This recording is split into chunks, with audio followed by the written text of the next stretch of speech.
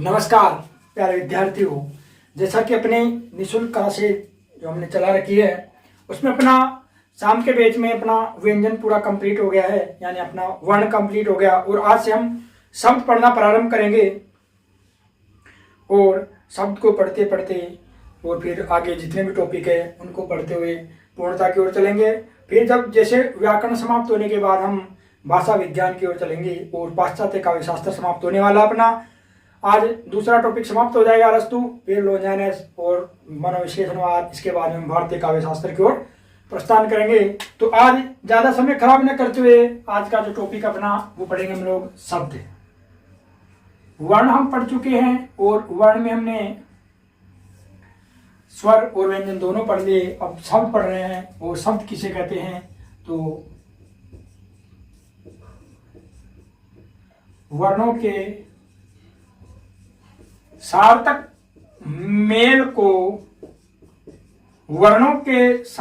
Mail को शब्द कहते हैं। शब्द कहते हैं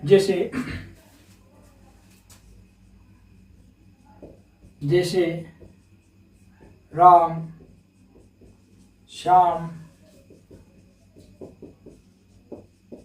जल आदि कि वर्णों का जो सार्थक मेल हो उसे शब्द कहते हैं और ये आप लोगों को पता ही है। तो ज्यादा समय खराब न करते हुए पद, शब्द को ही पद कहते हैं। शब्द को ही पद कहते हैं। बस शर्त यह है कि शब्द किसमें वाक्य में प्रयोग होना चाहिए। तो हम लिखेंगे कि वाक्य में प्रयुक्त शब्द ही पद कहलाता है। पद अलग से कोई परिभाषा नहीं है, शब्द को ही पद कहते हैं। बस यही है कि शब्द जब वाक्य में प्रयुक्त हो जाएगा यानी उसमें लिंग, वचन, काल, कारक जुड़ जाएंगे तो वो पद कहला जाएगा। तो शब्द में लिंग, वचन, काल, कारक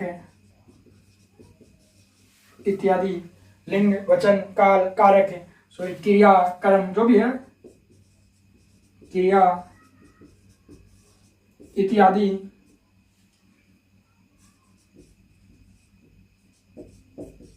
जुड़ने पर शब्द ही पद बन जाता है। जैसे राम खाना खाता है, महेश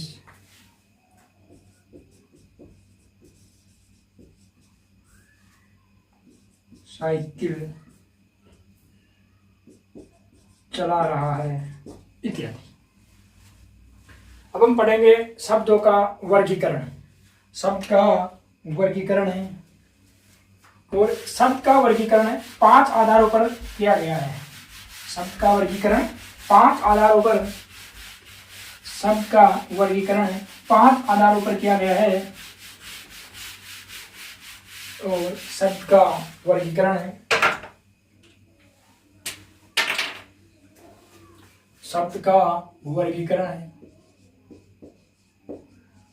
और ये वर्गीकरण 5 आधारों पर किया जाता है। इसमें से पहला आधार है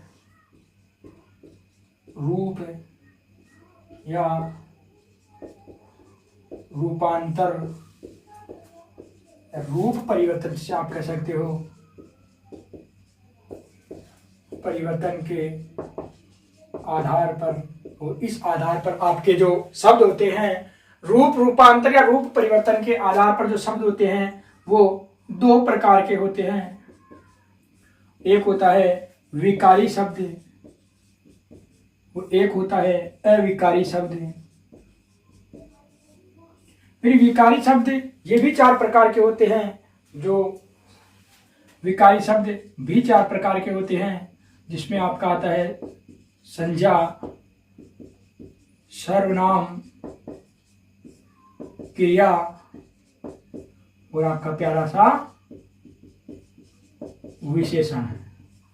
अविकारी भी चार प्रकार के होते हैं, जिसमें हम कहते हैं अव्यय आते, अव्यय जिन्हें हम क्या कहते हैं, अव्यय। तो अव्यय, तो ऐसा करते हैं, हम इसको छोटा छोटा लिखने की कोशिश करेंगे। तो अविकारी में अव्यय आएंगे, या अविकारी को अव्यय कहते हैं हम लोग।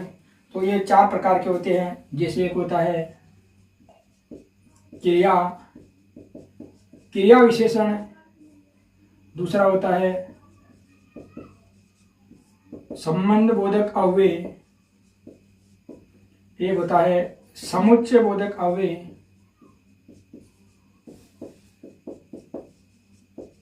और एक होता है आपका विस्मयादि बोधक अव्यय।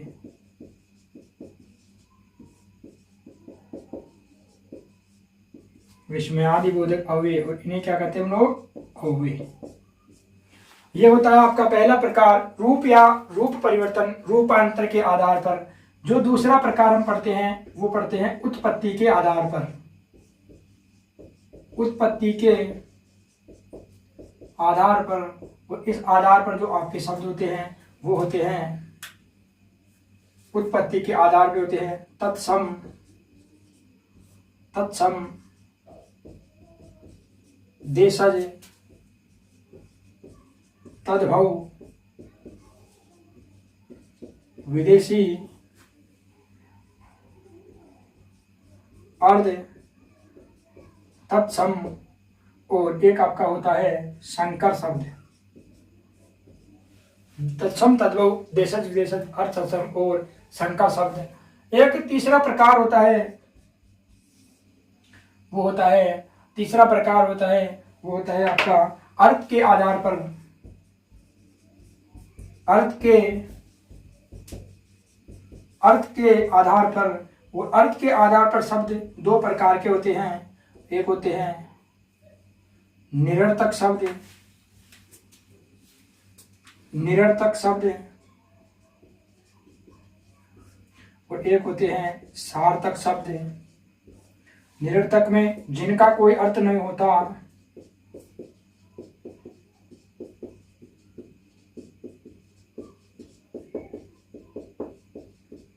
और सार्थक जिनका अर्थ होता है, जिसमें आपके आते हैं वो क्या नाम, विलोम, पर्यायवाची,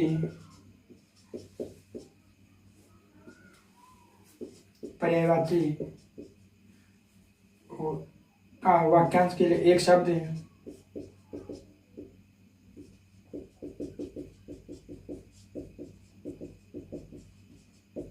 इत्यादि।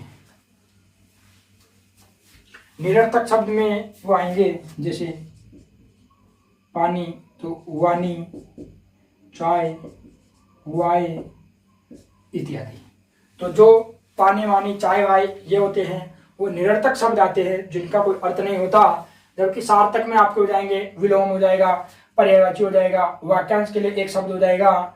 और इसमें वैसे और आते हैं जो जितने भी फालतू है, जैसे रूढ़, रूढ़ तो इसमें नहीं आएगा, उत्पत्ति के आधार भी नहीं आएगा, ये अर्थ के आधार पे नहीं आएगा। और एक होता है आपका तीसरा, चौथा प्रकार हम पढ़ते हैं, वो पढ़ते हैं जिसमें पारिभाषिक और वो शब्द आते हैं आपके, जब तक आप इसका स्क्रीनशॉट लेंगे।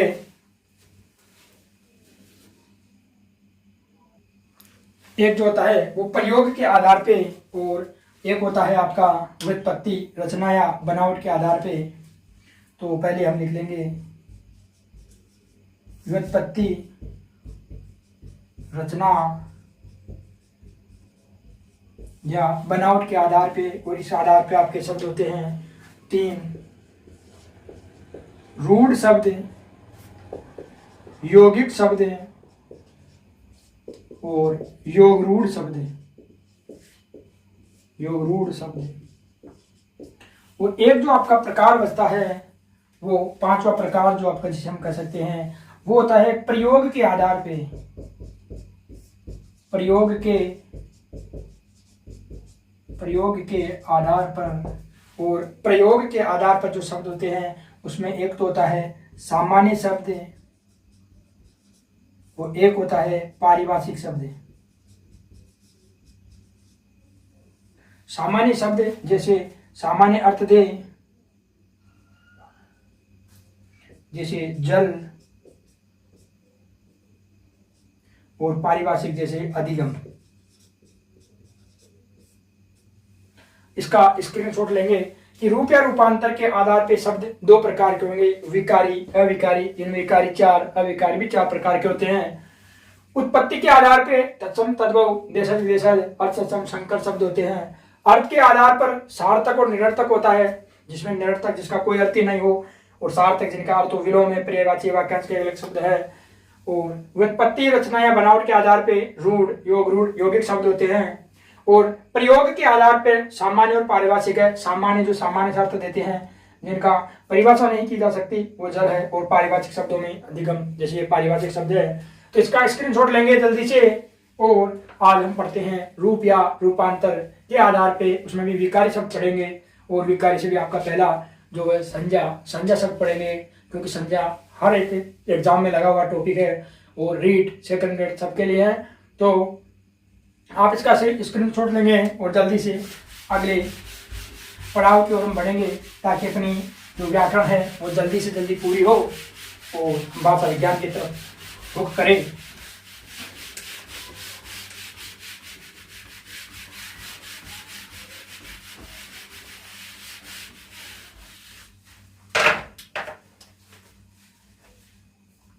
अब हम पढ़ेंगे रूप परिवर्तन के आधार पे, रूप परिवर्तन के आधार पर दो प्रकार के जो शब्द होते हैं अपने, उन्हें पढ़ेंगे। पहला है विकारी, और एक जो प्रकार अपना वो है अविकारी। अविकारी, विकार जिन्हें कहते हैं जिनमें परिवर्तन हो जाए। और ये 4 प्रकार के आते हैं, जिसमें हम पढ़ेंगे संज्ञा। और यही टॉपिक आज हम पढ़ेंगे सर्वनाम, विशेषण, क्रिया। अविकारी जिन्हें हम अवयवी कहते हैं। अवयव शब्द इनमें भी 4 प्रकार के पढ़ते हैं। जैसे पहला है क्रिया विशेषण, जो दूसरा है वो है संबंध बोधक अव्यय,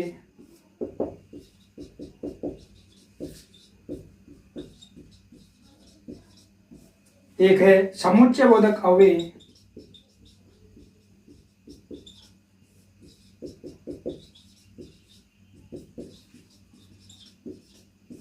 और एक है विस्मयादि बोधक अव्यय।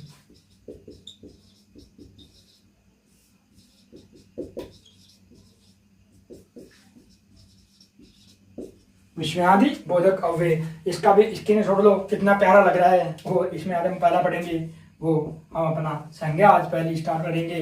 और ज़्यादा समय खराब न करते हुए हम पहला लिखेंगे संज्ञा। या विकारी शब्द में आप लोग लिखना चाहो तो लिख लो कि जिनमें लिंग, वचन, काल, कारक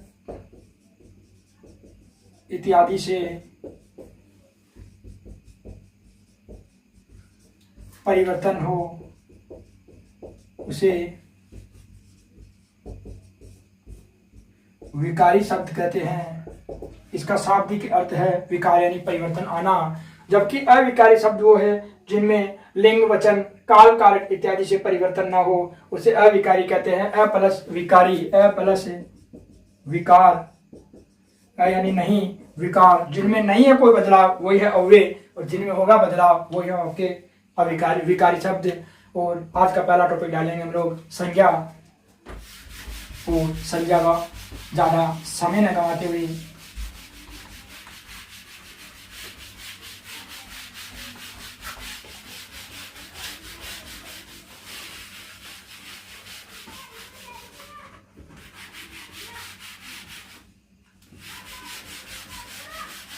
संज्ञा शब्द, संज्ञा सम प्लस ज्ञा, संज्ञा।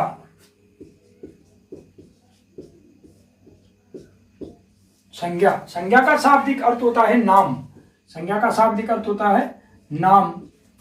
और संज्ञा सम प्लस ज्ञा से मिलकर के बना है। सम का अर्थ होता है, सम का अर्थ होता है ठीक,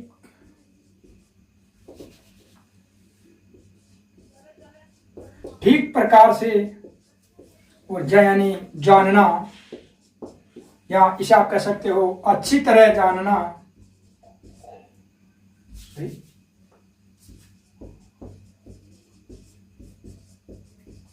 अच्छी तरह या ठीक प्रकार, सम्यक रूप से जानना, जिसे हम कह सकते हैं और भी सम्यक रूप से जानना। तो सम का अर्थ है ठीक प्रकार, ज्ञा यानी जानना, अच्छी तरह जानना या सम्यक रूप से जानना है क्या होता है, आपकी संज्ञा होती है। संज्ञा का शाब्दिक अर्थ होता है नाम। इसे वस्तुवाची शब्द भी कह सकते हैं, क्योंकि जितने भी नाम हैं वो संज्ञा है। तो सब प्रकार के नाम क्या कहलाते हैं, संज्ञा कहलाते हैं। तो सब नाम क्या है, सब नाम संज्ञा है। कोई भी जड़ पदार्थ हो, कोई सा भी पदार्थ हो, वो सभी जिनका नाम है और वो नाम क्या है, संज्ञा है। चेतन हो अचेतन हो, किसी भी प्रकार का नाम संज्ञा है। इस प्रकार हम लिखेंगे संज्ञा की परिभाषा। इसका शाब्दिक अर्थ हो गया सम्यक रूप से जानना, ठीक प्रकार से जानना, अच्छी तरह जानना। और परिभाषा लिखेंगे हम उसकी, जो परिभाषा, प्यारी सी परिभाषा आप सबको पता है, लेकिन एक बार मैं भी लिखना चाहता हूं आप लोगों के लिए। तो प्यारी सी परिभाषा है कि किसी व्यक्ति, जिसे हम कहते हैं वैसा प्राणी, प्राणी, किसी व्यक्ति, प्राणी रूपी वस्तु, किसी व्यक्ति, वस्तु, स्थान आदि के भाव, या सीधा लिखो आदि के नाम को संज्ञा कहते हैं। आदि के नाम को संज्ञा कहते हैं। संज्ञा कहते हैं। जिस प्रकार काम को क्रिया कहते हैं, क्रिया कहते हैं, उसी प्रकार नाम को संज्ञा कहते हैं।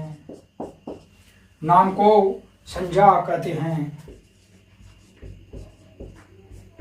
बहुत सारे यूट्यूबर देखते हो, मैंने भी देखा, क्योंकि मैं भी आप लोगों की तरह बेरोजगारी था। तो वो कहते थे देखो, जिस प्रकार काम को क्रिया कहते हैं उसी प्रकार नाम को संज्ञा कहते हैं। और इसको 5 बार बोल के आप लोगों को याद कराते, फिर बोलते देखो हमने कक्षा में याद करवा दिया कि काम को क्रिया, नाम को संज्ञा कहते हैं। इसीलिए हमारी जो कक्षा हुआ, क्लास में याद करने वाली कक्षा होती है। तो ऐसा है नहीं, बस आप लोग विद्वान हो, हम सिखा कह सकते हैं आप लोगों को। बस वो है कि इच्छा है पढ़ाने की, जो स्कूल में पूरी नहीं हो सकती हमारी इच्छा, क्योंकि स्कूल में व्याकरण तो दे रखी है 25-25 नंबर की, उसमें से पूरी व्याकरण में क्वेश्चन आते हैं 2 नंबर के, 5 नंबर के। तो मज़ा नहीं आता बच्चों को पढ़ाए और फिर वो कहते सर आएगा तो एक क्वेश्चन। इसलिए यहाँ बस जो ज्ञान इकट्ठा किया उसको देने की बहुत लालसा थी, वो दे रहे हैं। तो ज़्यादा बातें न करते हुए कि किसी व्यक्ति, वस्तु, प्राणी, स्थान के नाम को संज्ञा कहते हैं। जिस प्रकार काम को क्रिया कहते हैं उसी प्रकार नाम को संज्ञा कहते हैं। एक अच्छी बात उसी के आधार पर लिखा रहा हूँ कि संज्ञा के विकारी पद, कि संज्ञा में विकार किन किन पदों से हो सकता है। तो संज्ञा लिंग से परिवर्तन हो सकती है, कारक से परिवर्तन हो सकती है, लेकिन काल से परिवर्तन नहीं हो सकती, क्योंकि भूतकाल में भी राज्य रहेगा और भविष्य काल में भी राज्य रहेगा। और वचन से भी आपकी संज्ञा परिवर्तित हो सकती है, लेकिन काल से संज्ञा परिवर्तित नहीं होगी। काल से संज्ञा परिवर्तन नहीं होगी। तो काल संज्ञा का विकारी पद नहीं है, संज्ञा के विकारी पद है।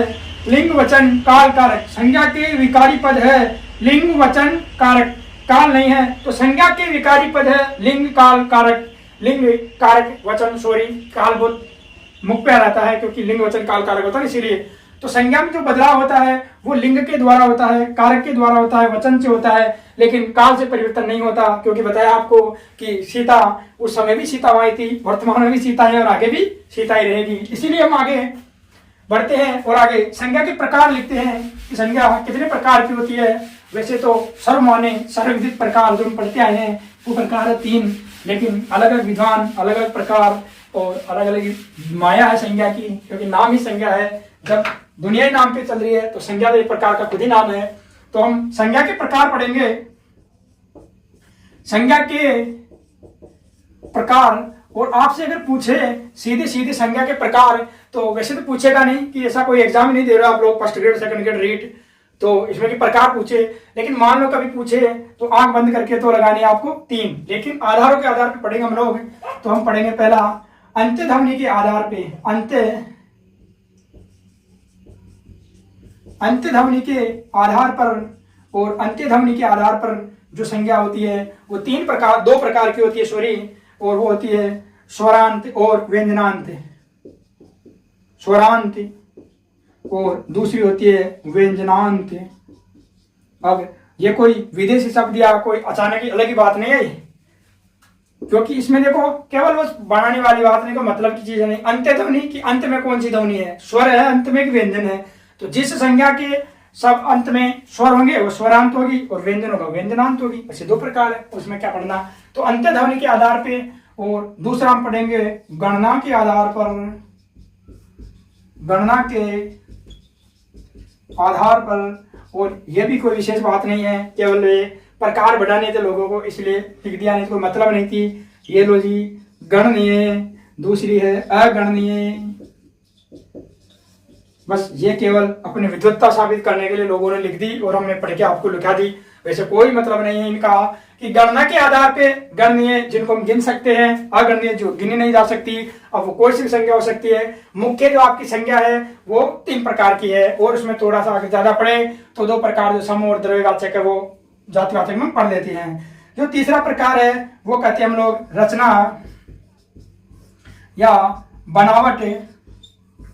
बनावट के आधार पे, और जो संज्ञा है, संज्ञा का मूल प्राण है वो यही संज्ञा है, क्योंकि यही 3 प्रकार की संज्ञा होती है आपकी, जो होती है व्यक्तिवाचक संज्ञा, व्यक्तिवाचक संज्ञा, जातिवाचक संज्ञा, और एक आपकी भाववाचक संज्ञा।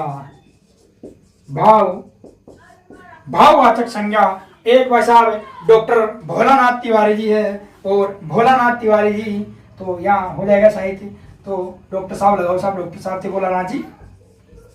तो डॉक्टर भोलानाथ तिवारी और डॉक्टर भोलानाथ तिवारी जी, और भोलानाथ तिवारी जी इसको मानते हैं 4 प्रकार की। कितने प्रकार की? 4 प्रकार की। और 4 प्रकार में वो 3 प्रकार तो यही ठोकते सीधा सा कि व्यक्तिवाचक होती है, लेकिन हम क्या करें, डॉक्टर साहब थे और भोलानाथ जी थे, नाम भी डॉक्टर और फिर वो भी भोले, तो कुछ ना कुछ तो जोड़ेंगे ही, तो लिख दिया जातिवाचक। तीसरा लिख दिया भाववाचक। अब उनके चल रही थी एक हाथ में खुजली, तो पेन तो था ही हाथ में, तो लिख दिया चौथा प्रकार इन्होंने क्रियार्थक। सॉरी आ तो जाएगी क्या पता दिख नहीं रही हो, तो आप लोग ऐसे करो, यहां लिखो क्रियार्थक, छोटा सा लिखते हैं क्रियार्थक। वैसे मेरी आवाज आ रही है कि डॉक्टर भोलानाथ तिवारी ने 4 संज्ञा बताई भाई साहब, व्यक्तिवाचक, जातिवाचक, भाववाचक और एक क्रियार्थक। घुसा दी बिना मतलब के, कोई बात तो थी नहीं इसमें। डॉक्टर भोलानाथ में नहीं, वैसे तो हिंदी के बहुत मान विद्वान है ये, लेकिन ये क्रिया के बारे में बता रहा हूँ मैं, कहीं सोच लो आपकी कैसे बता रहे हैं। और जो 5 प्रकार है वो है जो हम 5 पर रखेंगे, जिसमें सारे प्रकारों को खोल खोल करके रख दिया। और जो आपका 5वां प्रकार है उसके बारे में हम पढ़ेंगे अपनी वास्तविक संज्ञा।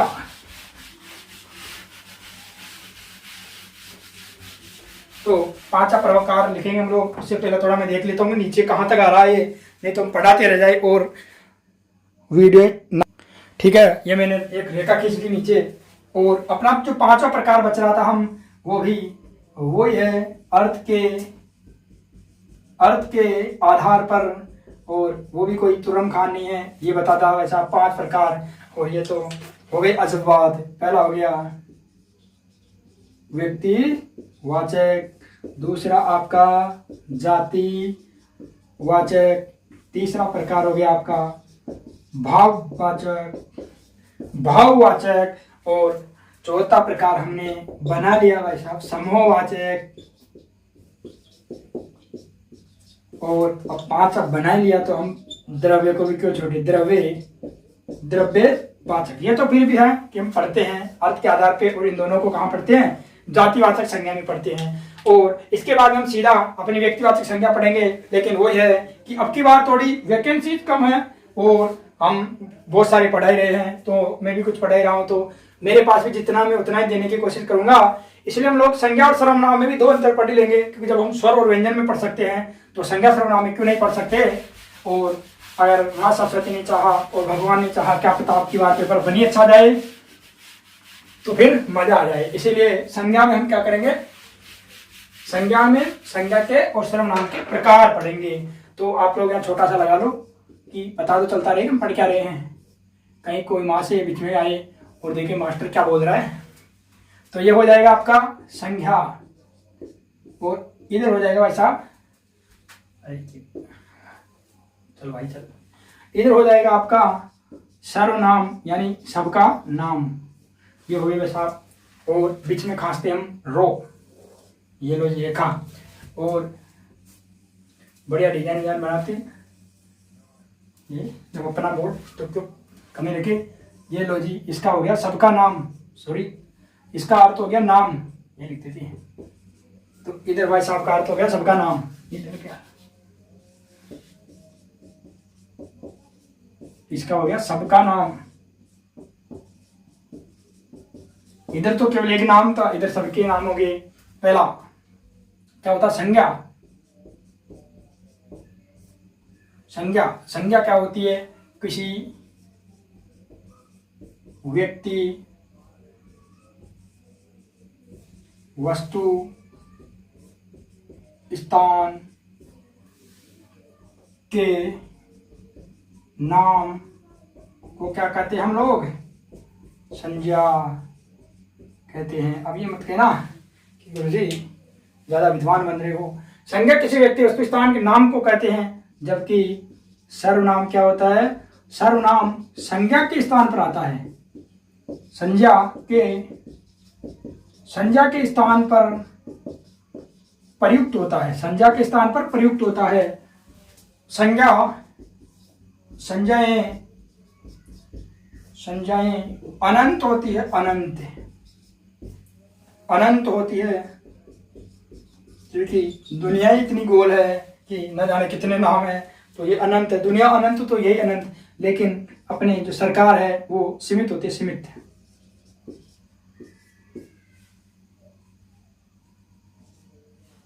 सीमित होते हैं, सीमित। सर्वनाम सीमित, नाम ही सर्वनाम में जिएगा। संज्ञाओं का स्वतंत्र प्रयोग होता है, जबकि स्वनाम का सॉरी प्रयोग तो है, लेकिन संज्ञाओं का एक जो अच्छा प्रकार है, क्या हो गया याद नहीं आ रही। संज्ञाएं अनंत होती है, सर्वनाम सीमित होते हैं, सर्वनाम सीमित होते हैं। व्यक्ति वस्तु स्थान के नाम को संज्ञा कहते हैं, सर्वनाम संज्ञा के स्थान पर प्रयुक्त होता है। संज्ञाएं अनंत होती है, सर्वनाम सीमित होते हैं। तीसरा प्रकार हम क्या लिखे, सॉरी याद नहीं आया, अच्छा सा प्रकार था वो जो प्रकार था अपना, वो प्रकार था, हाँ देखो लिखेंगे कि संज्ञाओं का अपना लिंग होता है, संज्ञा का अपना लिंग होता है। ये पुल्लिंग भी होती है, स्त्रीलिंग भी होती है, लेकिन सरकार का कोई लिंग नहीं होता, इनका कोई निश्चित लिंग नहीं होता। वो संज्ञाएं होती है, वो संज्ञाएं किसी खास व्यक्ति, वस्तु, स्थान के बारे में पता बताती है। तो ये भी चिपका लो आप लोग, संज्ञा किसी खास, ये खास व्यक्ति, वस्तु, स्थान के बारे में बताती है, जबकि सर्वनाम किसी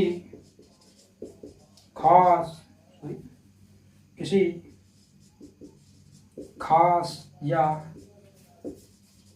विशेष व्यक्ति स्थान के बारे में जानकारी नहीं देता।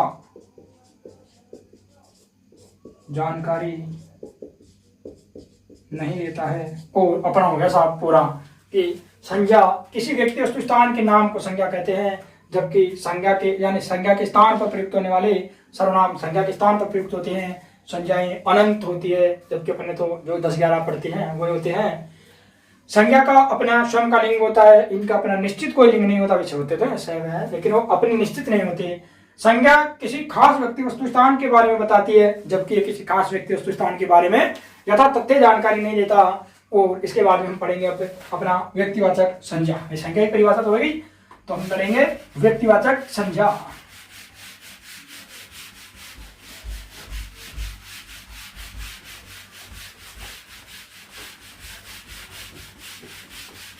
और आप लोग जल्दी से प्यारी प्यारी हेडिंग लगाएंगे कि व्यक्तिवाचक संज्ञा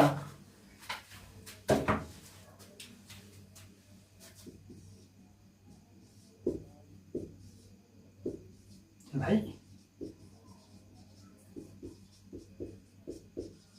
व्यक्तिवाचक संज्ञा, इसका सीधा सा शाब्दिक जो अर्थ होता है वो होता है व्यक्ति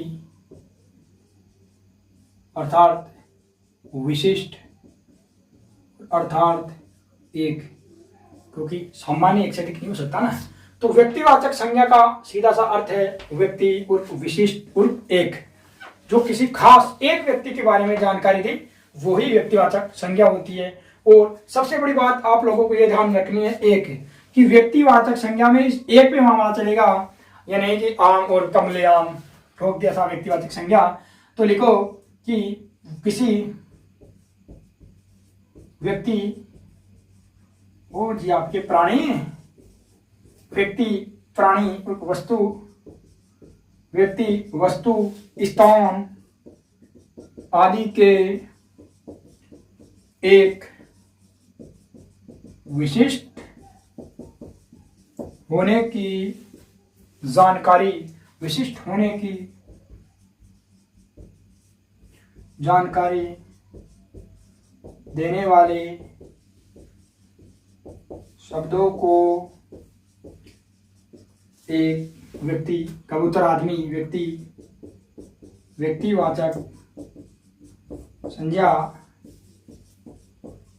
कहते हैं। व्यक्तिवाचक संज्ञा कहते हैं किसी व्यक्ति वस्तु स्थान आदि के नाम यानी आदि के एक या विशिष्ट होने की जानकारी देने वाले शब्दों को व्यक्तिवाचक संज्ञा कहते हैं। और व्यक्तिवाचक संज्ञा में नोट लिखो या ऐसे लिखते रहो कि जो भी वस्तु इस दुनिया में गोल गोल दुनिया में एक है वह व्यक्तिवाचक संज्ञा है। व्यक्तिवाचक संज्ञा है। व्यक्तिवाचक संज्ञाएं दृश्य होती है।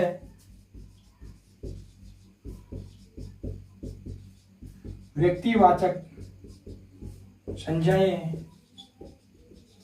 दृश्य होती है और हमेशा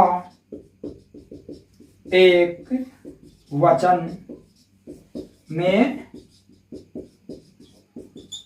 होती है। यह है ज्ञान वैसा कामता प्रसाद गुरु कहते हैं। किसी व्यक्ति वस्तु स्थान आदि के विशिष्ट एक होने की जानकारी देने वाले शब्दों को व्यक्तिवाचक संज्ञा कहते हैं। जो भी वस्तु इस दुनिया में एक है वही व्यक्तिवाचक संज्ञा है। व्यक्तिवाचक संज्ञा दृश्य होती है और हमेशा हमेशा एक वचन में होती है। तो इसका एक सूत्र बनाएंगे प्यारा सा और दुलारा सा। अपना जो सूत्र होगा वो होगा कि व्यक्तिवाचक संज्ञा बराबर, चलो मिटा के बनाते अच्छा, तो सूत्र ही बनाते अच्छा बनाएंगे। आप लोग यहाँ लिखेंगे। इसके बाद में हम लिखेंगे व्यक्तिवाचक संज्ञा का सूत्र, जो आपको कहीं नहीं मिलेगा, वो इधर ही मिलेगा। कहते हैं कि हमारा ध्यान किधर है, तो संज्ञाओं में सूत्र तो इधर है। संज्ञा का सूत्र देखो, ऑथेंटिक नहीं है कि कहीं कामता प्रसाद गुरु हरदेव बिहारी एनसीईआरटी में जाकर ढूंढने लग जाओ। सूत्र में होगा दृश्य वस्तुएं, और वस्तुएं में यहाँ मत लेना आदमी, जो भी दुनिया में दृश्य है वो है, प्लस हमेशा एक वचन, हमेशा एक वचन, बराबर व्यक्तिवाचक संज्ञा। ये हो गया जी आपका सूत्र। ये हो गया आपका सूत्र कि व्यक्तिवाचक संज्ञाओं में दृश्य वस्तु आएगी और हमेशा एक वचन में होगी, वही व्यक्तिवाचक संज्ञा होगी। और अभी ज्यादा समय खराब न करते हुए हम तो उदाहरण लिखते हैं, और इसको उदाहरणों में इनको घटाते चलना कि वो जो वस्तु लिख रहे हो दृश्य है, हमेशा एक वचन में रहती है, बहुवचन में होती है, देखते चलना। और जहां आपको गलत लगे वहां कमेंट करना। इस सूत्र को लिखेंगे आप लोग, और अच्छा सूत्र है। वैसे जो अंत में हम पढ़ाएंगे इसका सार, ऐसे सूत्र में तीनों का सार दे देंगे, तीनों संज्ञाओं का। तो हम अब ज्यादा समय खराब न करते हुए, क्योंकि समय की पाबंदी हमारे पास और अपना वीडियो बहुत लंबा नहीं हो पाए, इसलिए हम पढ़ेंगे उदाहरण। व्यक्तिवाचक संज्ञा उर्फ उदाहरण। देखो जी, व्यक्तिवाचक संज्ञा में वो नाम आते हैं जो इस दुनिया में एक है। तो सबसे पहले लिखी लो ना, देश के नाम, और ये हमारा प्यारा सा भारत सॉरी बहुत ज्यादा बोल रहे, भारत। वो लिख दो जी, बूढ़े बाबा, जापान, खतरी आदमी, चीन, और नालायक नहीं है, इसको मत लिखो यार, नालायक आदमी नहीं लिखता, नहीं, ब्रिटेन लिखो, वैसे मर नहीं है। और आपका तो बच ही गया, आजकल इससे बहुत अच्छे संबंध है अपने। और अब जब देश के नाम हो गए तो दूसरा लिखेंगे हम अपने प्यारे राज्य के नाम, और राज्य के नाम में भी इतना प्यारा सा राजस्थान, और आजकल गुजर बहुत हो गया तो गुजरात, समाज में भाई गुजरात, आपका प्यारा सा पंजाब, घूमने जाओ आप लोग, कश्मीर, ये दृश्य हैं और सभी एक है। और अपना प्यारा सा जिले का नाम, और जिले का नाम अपना है जिला, तो अपने जिले को भी अलग कलर से लिखेंगे सब। अपना जिला है वर्तमान, अभी वर्तमान में है, तब तक तो लिख लो केकड़ी। केकड़ी अपना जिला है, केकड़ी हट जाएगा तो वापस अजमेर हो जाएगा। वैसे अपना गृह जिला है वो है प्यारा सा टोंक, लेकिन केकड़ी बनने के बाद हम केकड़ी में आ गए टोंक, तो वैसा प्यारा सा जैसलमेर, और दुलारा सा बाड़मेर, और अपना भाई साहब जयपुर तो भूल ही गए। ये हुए जिलों के नाम। अब इसी के बाद आप शहर के नाम लिख सकते हो, इसमें क्या है, तो आप लिखो पशुओं के नाम, और पशुओं के नाम, और इन्हीं पशुओं के नाम ने पूरी की पूरी दुनिया की संज्ञा में ट्रेजेडी घुसा दी। क्योंकि पशुओं के नाम में लोगों ने एक तो देख लिया कामधेनु, एक आपका देख लिया जी एरावत, और आपका प्यारा सा दुलारा सा चेतक, और कौन सा बच गया, कामधेनु, एरावत, चेतक, और शायद एक नाम याद नहीं आ रहा, अच्छा सा है वो। तो पशुओं के नाम में लोग कामधेनु के चक्कर में इधर क्या ठोकने लगे, मुर्रा भैंस, राठी गाय। ये एकदम सरासर गलत है सर, क्योंकि कामधेनु आप लोगों को पता होगी कि प्रसिद्ध थी अपने पुराणों में, जो कामधेनु है उसी गाय के लिए आया है। एरावत भी आपका घोड़ा था, और चेतक तो आपका महान दुलारा था। इस कामधेनु, क्योंकि आपको पता राठी गाय को ही राजस्थान की कामधेनु वामधेनु कहते हैं वगैरह, अभी जी कितना अच्छा याद नहीं है। तो उसी कामधेनु के चक्कर में लोगों ने मुर्रा भैंस को ठोक दी इधर, और मुर्रा तो उठा के लेके आए, उसके अलावा ये लोग फलों के नाम में भी ट्रेजेडी कर देते हैं। और भाई साहब आम तो ये जातिवाचक में ले जाते हैं, और कलमी आम को उठा करके कलमी आम को उठा करके ये व्यक्तिवाचक में ले आते हैं। इसी प्रकार ये फूल तो जातिवाचक में ले जाते हैं, लेकिन गुलाब का फूल लेने व्यक्तिवाचक आ जाते हैं। और ये सारी मूर्खता और ये सारा जो भी जितना आपका आप लोगों का भ्रम है, ये कामधेनु गाय ने फैलाया है, चेतक ने फैलाया है। और इसलिए हम इनको न लिखते हुए, अब आप अच्छे स्टूडेंट हो तो आप लोग ये लिखो कि कामधेनु, एरावत, चेतक पशुओं के नाम। और पशुओं के नाम के बाद में आप लिखेंगे वार, और वार में आपका आ जाएगा सोमवार, वो हमारा प्यारा मंगलवार, और जी ये लो जी बुधवार, और मास्टरों का तो सबसे अच्छा वार ही वही है रविवार, बेचारों को छुट्टी यही मिलती है रविवार। इसके बाद में आगे आएंगे, आगे लिखेंगे जिले हो गए, वार हो गए। तो नक्षत्रों के नाम,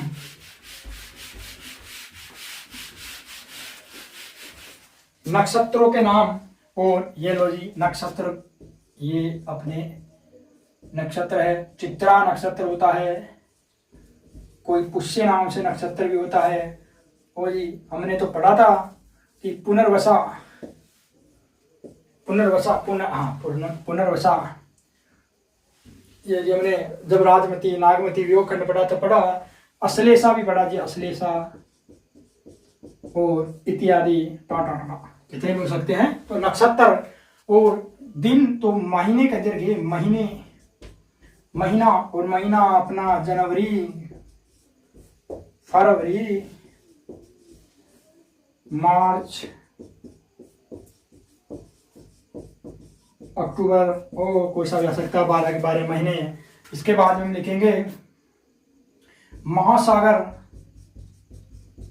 महासागर जिसमें आपका प्यारा सा हिंद, प्रशांत, आगे जितने भी आ जाए लिख लो।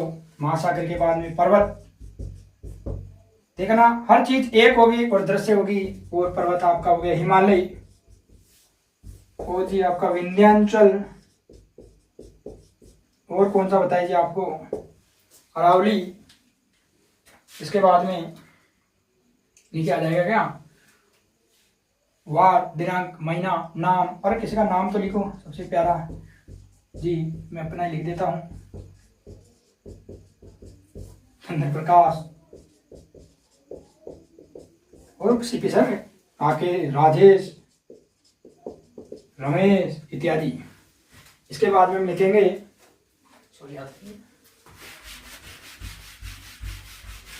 पर्वत श्रृंखलाओं के नाम हो गए, पशु पक्षियों के नाम हो गए, और भी बहुत सारे हैं, लिखते ही चलो आप तो मेरे ख्याल से वैसे उदाहरण बहुत है, ज़्यादा समय न खराब करते हुए थोड़ा सा एक नोट लिखते हैं।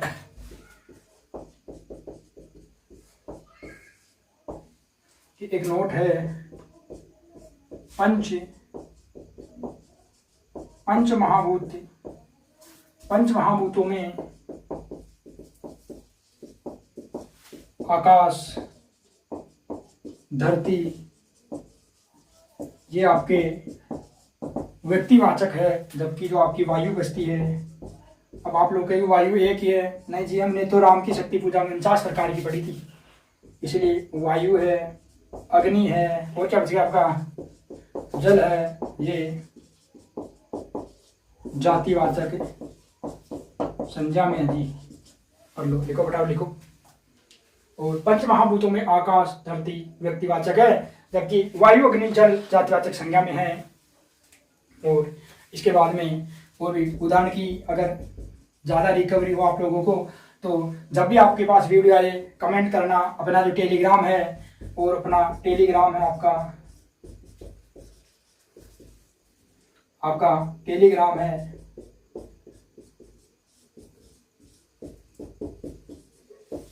इसी नाम से हिंदी विद सीपी सर नाम से आपका टेलीग्राम चैनल है।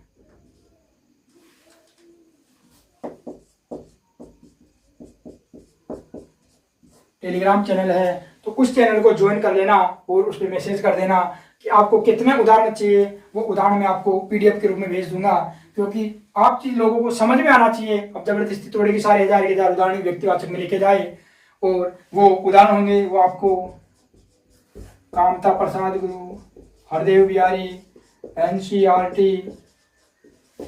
पुराने पेपर और CP सर के नोट्स रचना प्रबोध से मिलेंगे।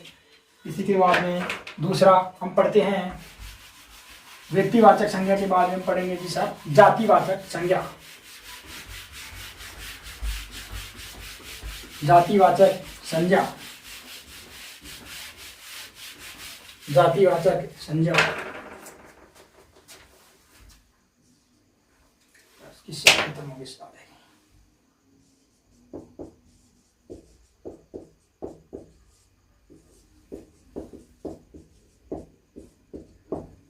जातिवाचक संज्ञा और जातिवाचक संज्ञा का अर्थ होता है वर्ग, समुदाय, वर्ग, समूह, या हम कह सकते हैं उसकी किसी की जाति। ये होती है आपकी जातिवाचक संज्ञा। सीधा सा लिखो परिभाषा, किसी व्यक्ति, वस्तु, स्थान और व्यक्ति में साफ प्राणी को साना बोल रहे। ये लो जी प्राणी, किसी व्यक्ति, वस्तु, स्थान आदि के समूह का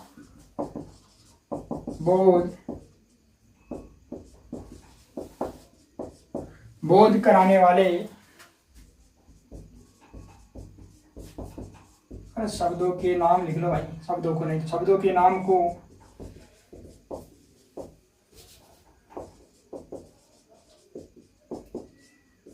जातिवाचक संज्ञा कहते हैं। यानी जातिवाचक संज्ञा का सीधा सा अर्थ है उस जैसे अनेक या एक से अधिक, उस जैसे अनेक या एक से अधिक है, वही क्या है आपकी जातिवाचक संज्ञा है। दूसरा बढ़िया टॉपिक लिखो, जातिवाचक संज्ञा भी दृश्य होती है सर, लेकिन ये हमेशा बहुवचन में। एक छोटी सी ट्रेजेडी इनमें, अगर एक वचन भी होगा ना कहीं, क्योंकि आप देखते फिर मैसेज करोगे, तो एक वचन भी वो होगा जिसका बहुवचन बनाया जा सके, बहुवचन बनाया जा सके। ये नहीं फिर देखते ही कर दो जी, ये लो जी पकड़ो आपकी गलती। वैसे गलती मनुष्य से होती है, फिर भी किसी व्यक्ति, वस्तु, स्थान, प्राणी आदि के समूह को बोध कराने वाले शब्दों के नाम को जातिवाचक संज्ञा कहते हैं। उस जैसे अनेक शब्द एक से अधिक है वो जातिवाचक है। दृश्य होती है, हमेशा बहुवचन में होती है, और एक वचन हो तो उनका भी बहुवचन बनाया जा सकता है। तो लो जी लो, हम तो इसका भी सूत्र ही देते हैं सीधा सा, और ये सूत्र लो, ये जी और ये सूत्र लो, और सूत्र है ये जी दृश्य वस्तुएं और वस्तु का नाम जिसे कहते हैं, और ये लो जी बहुवचन और एक वचन वो जिनका बहुवचन बनाया जा सके। तो बराबर में लिख लो आप लोग कि दृश्य वस्तुएं बराबर बहुवचन, एक वचन भी वो जिनका बहुवचन बनाया जा सके, और बराबर होती है आपकी जातिवाचक संज्ञा। ये लो जी साहब, जातिवाचक संज्ञा। सूत्र ही देखते रह जाओगे आप लोग, तो बस पढ़ो सीधा सा, और स्क्रीनशॉट लेंगे प्यारा सा। ये भाई अच्छा लग रहा है क्या यार, शायद खत्म हो गया। चलो, और इसके बाद हम लिखते हैं कि जो आपकी जातिवाचक संज्ञा है, जातिवाचक संज्ञा ये भी दो प्रकार की, जातिवाचक संज्ञा दो प्रकार की होती है। और एक प्रकार आपका होता है प्यारा सा समूहवाचक, और दूसरा होता है आपका द्रव्यवाचक, या इसे आप लोग पदार्थवाचक भी कर सकते हो, क्योंकि छोटी छोटी बातों में कमेंट करना अच्छी बात नहीं है यार।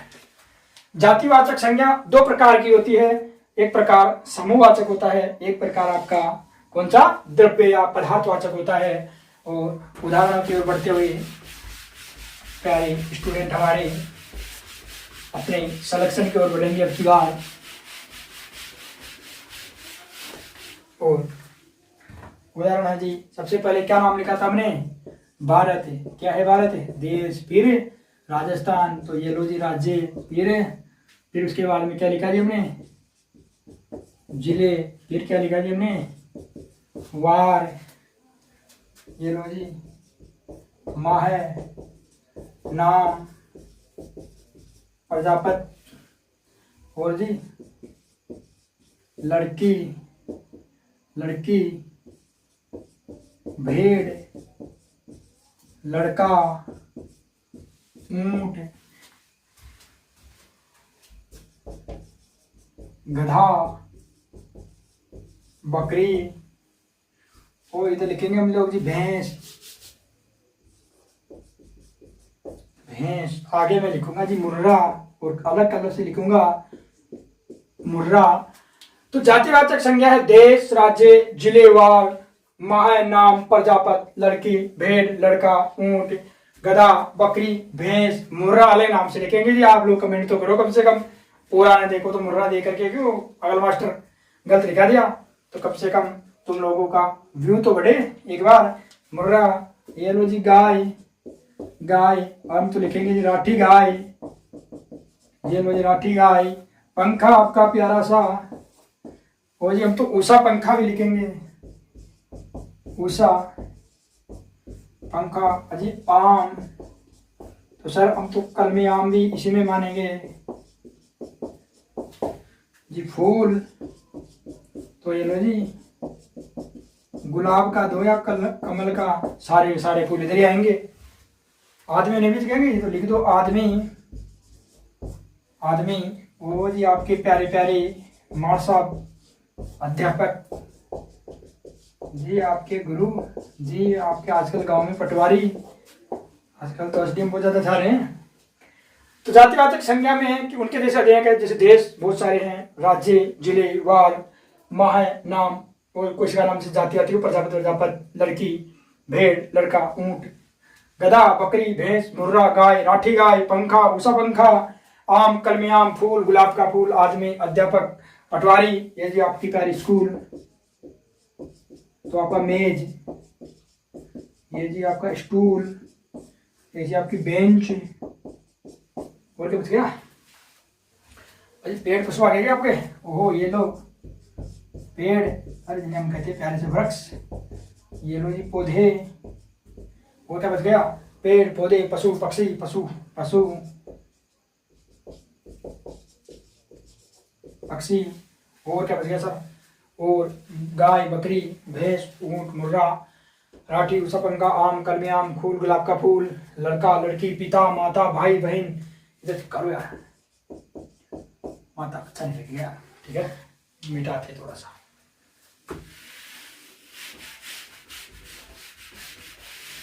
ये लो जी मम्मी पापा को क्यों बोले, माँ, माता, पिता, भाई, वो तो प्यारी सी बहनियां,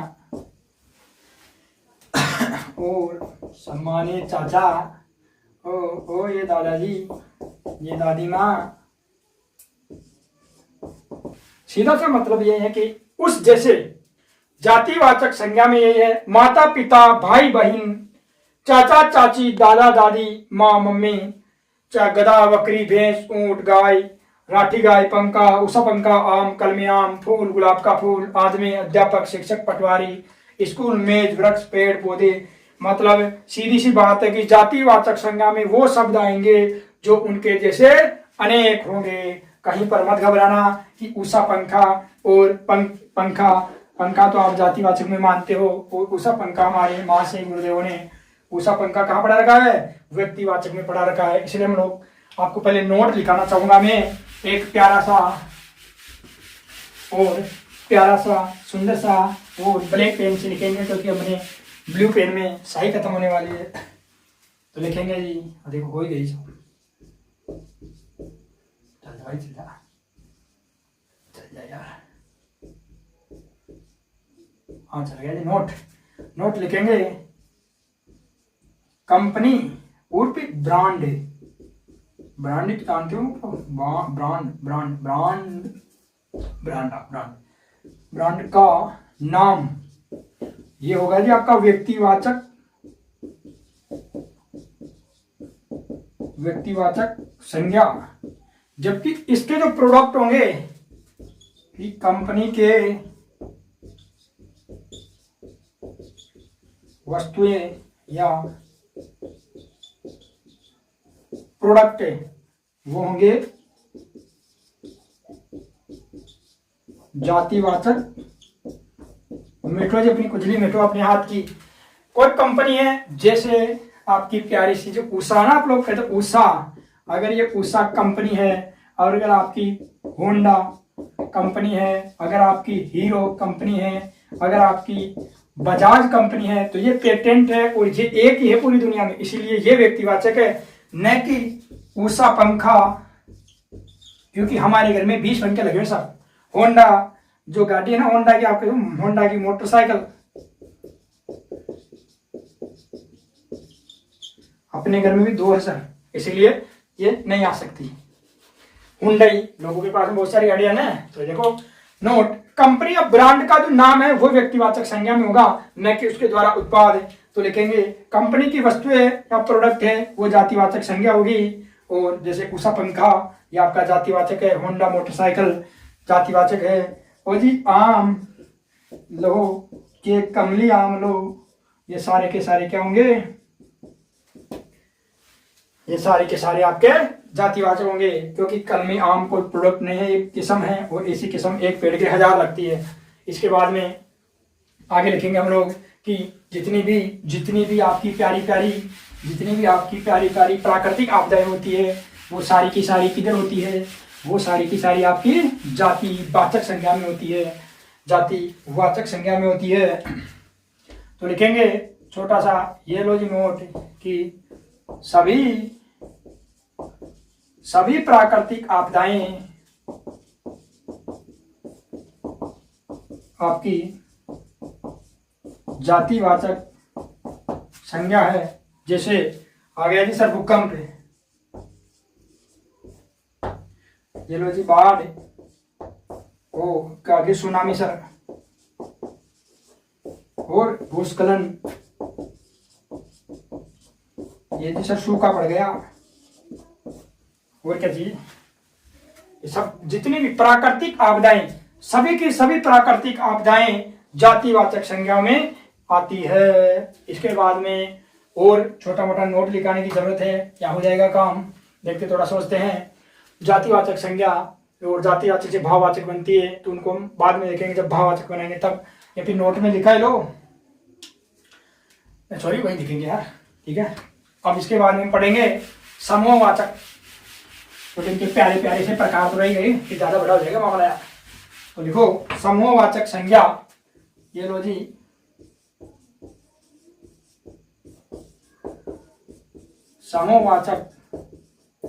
समूहवाचक संज्ञा, तो वही कि कोई व्यक्ति वस्तु स्थान, किसी व्यक्ति सर आ गया याद, प्राणी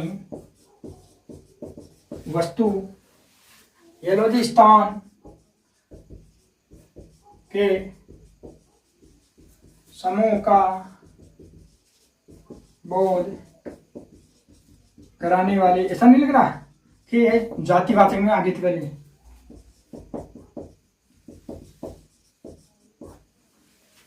समूहवाचक संज्ञा कहेंगे जी,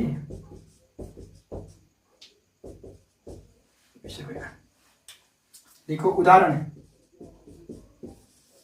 इसके जातिवाचक समूहवाचक संज्ञा के उदाहरण है जी सर। सबसे पहले लिख लो आप भीड़, यहां से लिखते जाए, जी हम तो प्यारी प्यारी पढ़ाती है, कक्षा अच्छी लगती है हमें, सेना, और स्कूल में भीड़ हो तो आता है मजा, तो कक्षा सेना भीड़, वो लो जी दुनिया में होता है कबीला, और जी गट्ठर गट्ठर सॉरी गड्डी लिख लो, तो ये लो जी गड्डी, अब लिख लो जी आप गट्ठर, कबीला हो गया, तो ये लो जी काफिला लिख लेते हैं हम, क्या है वो आपकी प्यारी पुलिस समूह में आती है सॉरी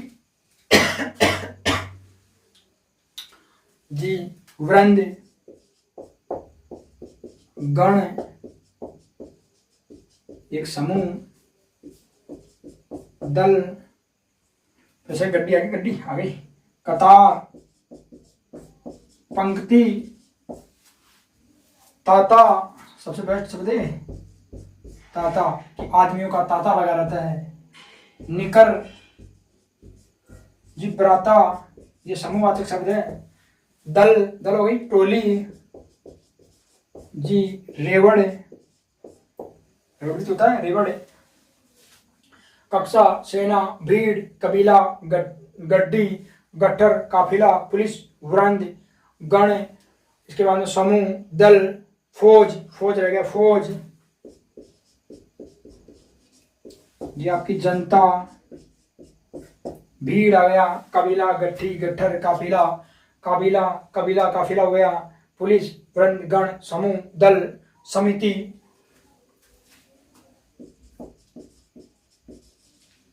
समिति, समिति के बाद में कक्षा आ गई, पंक्ति आ गई, ताता निकर बराता टोली रेवड़, पुंज पुंज पुंज कुंज, तो ये लो जी झुंड,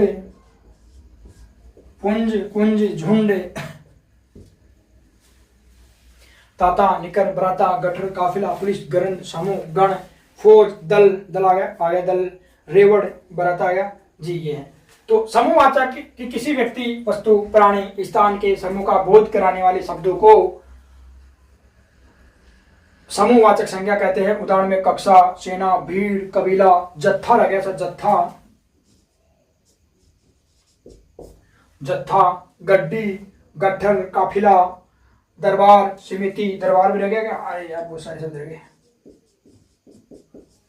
दरबार समिति वरंद गण समूह ताता काफिला निकर बराता टोली रेवड़ फौज दल कुंज मुंज मवेशी, मवेशी मवेशी मवेशी निकर बराता कुंज, ये जो ये लो जी। और अगर और भी वाक्य अच्छा लगेगा तो आप लोगों को वो अपना प्यारा सा टेलीग्राम चैनल पे देंगे। इसके बाद में हम लिखेंगे दूसरा जो अपना द्रव्यवाचक है, और वो द्रव्यवाचक इसकी शॉर्ट तो ले लो भाई, नहीं तो पढ़ाने का मतलब भी क्या, तो तुम लोग पढ़ो ही नहीं सही तो यार। बस ये यार आप लोगों का चैनल है वो इसे थोड़ा सा शेयर वेयर कराए, ताकि रिस्पॉन्स अच्छा नहीं आ रहा है, 40-50 लोग देख रहे हैं और वो 50 भी ना तो कोई 50 लाइक दे रहे, चाहे वो 50 कमेंट दे रहे, नहीं 50 शेयर दे रहे, बस केवल देखे जा रहे हैं, ना जाने क्या कर रहे हैं जी। अब आपका हो गया पदार्थवाचक संज्ञा, पदार्थवाचक संज्ञा, और इसमें आता सर ठोस द्रव गैस, यानी पदार्थ की जो तीनों अवस्थाएं होती है वो इधर आती है। वे शब्द जो किसी भी कोई भी हो ठोस हो द्रव हो, तो सीधा लिखे कि वे सब जो पदार्थ है, एलर्जी हो रही है, वे सब जो पदार्थ जिसे हम क्या कह सकते हैं द्रव्य, और क्या बोल सकते हैं कि वे सब जो पदार्थ द्रव्य आदि का बोध कराए, आदि का या द्रव्य पदार्थ का बोध कराए, वे आपकी द्रव्य या पदार्थवाचक संज्ञा होगी, संज्ञा होगी। और इसमें इसका भी तो ट्रिक लिखा है आपने, तो आदमी बहुत खराब आदमी है, तो इसका सूत्र है सर सूत्र इसमें। आइए तो खाने पीने की चीजें, खाने पीने की वस्तुएं पहला, दूसरा गैस, तीसरा धातुएं, और ये आपका हो गया जी सूत्र। इस दुनिया में जितनी भी गैस है, धातु है, खाने पीने की वस्तुएं सारी की सारी पदार्थवाचक रूप द्रव्यवाचक में आती है। उदाहरण लिख लो जी आप लोग। सबसे पहले चाय, गुड़, और ये लो घी, तेल, शक्कर।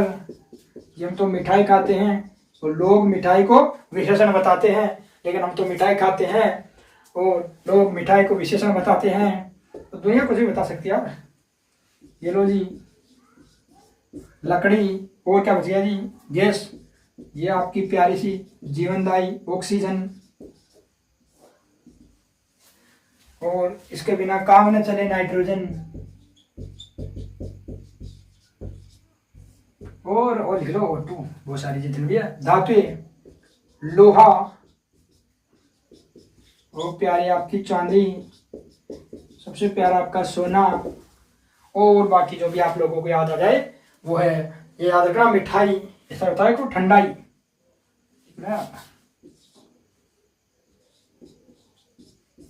ठंडाई, ये दोनों शब्द है ना बहुत सारे विशेषण में चले जाते हैं, जबकि ये इधर है।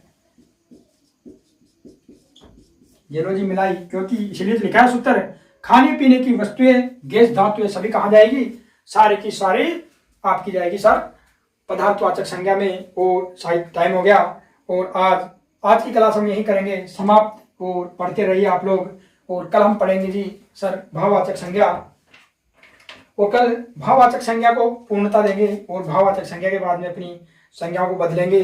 सभी संज्ञाओं के सूत्र लिखाएंगे, भाववाचक संज्ञा और विशेषण में किस प्रकार आप लोगों को अंतर करना है वो दिखाएंगे। और फिर ऐसा करके कल हम संज्ञा के छुटकारा पाएंगे, और हमेशा के लिए अपने माइंड में अपना एक क्वेश्चन पक्का करेंगे, क्योंकि संज्ञाओं से क्वेश्चन आता रहता है। अच्छा क्वेश्चन आएगा तो भी अपना यहाँ से बाहर नहीं जाएगा, क्योंकि संज्ञा सर्वनाम में अंतर हो गया। पदार्थवाचक संज्ञा और तो आप लोगों को आती है, और व्यक्तिवाचक की छोटी मोटी विशेषताएं, जातिवाचक की विशेषताएं, थोड़ी भाववाचक में अच्छी विशेषताएं आएंगी, और ये चीजें हैं। और आप लोग इनको याद रखें, ताकि जैसे धातु, गैस और वस्तु आ जाए तो ये पदार्थवाचक ना हो, तो ये तीनों चीजें कहाँ चली जाएगी, आप लोगों की जातिवाचक संज्ञा में चली जाएगी। ज्यादा समय खराब न करते हुए आज के लिए इतना ही। जय हिंद, जय भारत। और वो कहते हैं, एक रात इंदौरी साहब की पढ़ी थी कि यूं हर